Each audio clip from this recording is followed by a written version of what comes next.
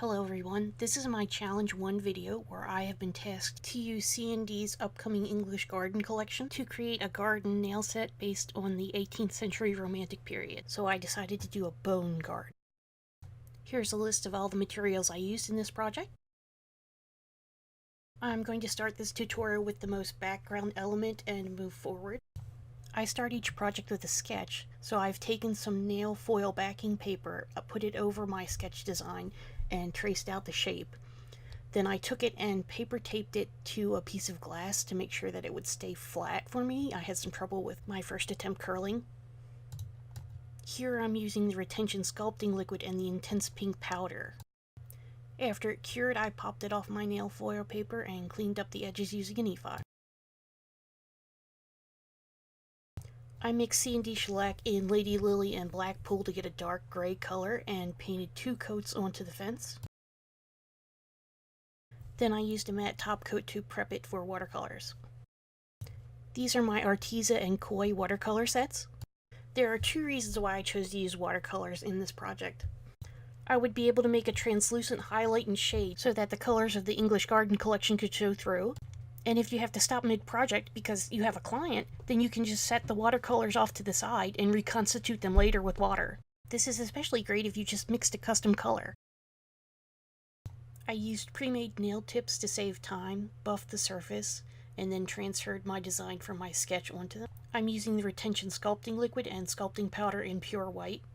I found it much easier to see the details by using an opaque sculpting powder. Then I used my e-file to remove the excess on the tip. I did 2 coats of flower bed folly and matte top coated them. I've made myself a little pattern here, and the colors are Carnation Bliss in the top left, clockwise is Soft Peony, then Kiss from a Rose, and Lady Lily on the bottom left. I make the marble pattern on the columns by dabbing on Soft Peony and Kiss from a Rose, and then later adding dots and soft lines with the Carnation Bliss and Lady Lily. A lot of the inspiration for this piece came from the Sedlec Ossuary in the Czech Republic, also known as the Bone Church.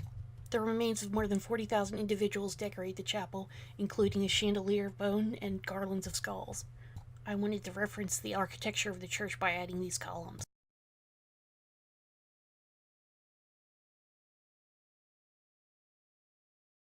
To make the knotwork flames, I buffed the surface of a pre-made nail tip and started adding the lines for the design.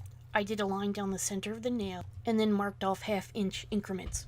The easiest way I find to do knotwork is to draw a single line for where you want the pattern to go, and then to expand that and draw 2 lines outside of the first line. Don't worry about the over and under nature of the pattern, just come back with an eraser at the end to take care of that. In the upcoming parts of the video, you're going to see me file out the negative space on the tip with my e-file, and then I added the sculpting liquid and powder. While you watch it, I want to tell you why I included flames in my design. During the Romantic period, you can find some of the first examples of protest art.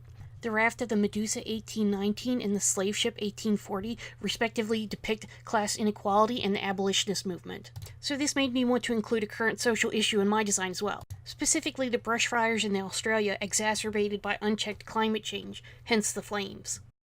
I used a sponging technique to get the blue to green ombre on the bottom of the flames, using Blue Moon and Magical Topiary in Vinylux.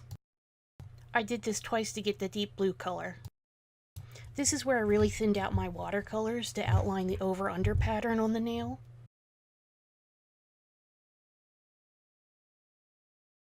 The Reaper was my favorite part of this whole set.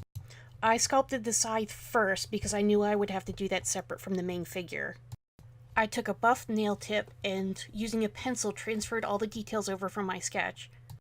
I then used the sculpting liquid and powder to make the details on the base, which are a globe and the 2 hourglasses. I had to slowly bulk up the figure in layers before attaching his scythe.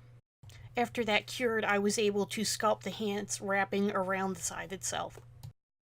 I then base coated the Reaper in Black Pool and the base in Flower Bed Folly, and matte top coated it. I did the most hand painting on the Reaper and the globe using the Arteza watercolors. I used the metallic gold from the Koi watercolor set to paint the top and bottom of the hourglasses. And here's the finished Reaper. I tried to get Australia to feature prominently on that globe. So here's the last part of my design, bone arrangements. not bone flowers, because part of this challenge was that there were no florals involved. So these are definitely bone arrangements that may appear slightly botanical. Yeah, let's go with that.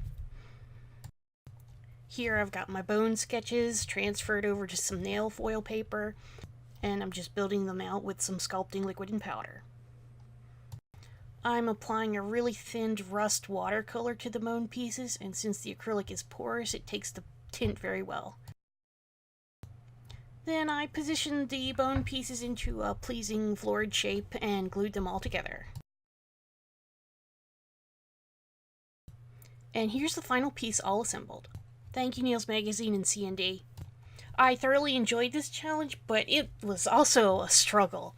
I don't really like the smell of monomer, so I haven't touched it since my nail practical to get licensed, and I, managed to not kill my brush, so I am so proud. Thank you for watching. Please follow, subscribe, and go vote.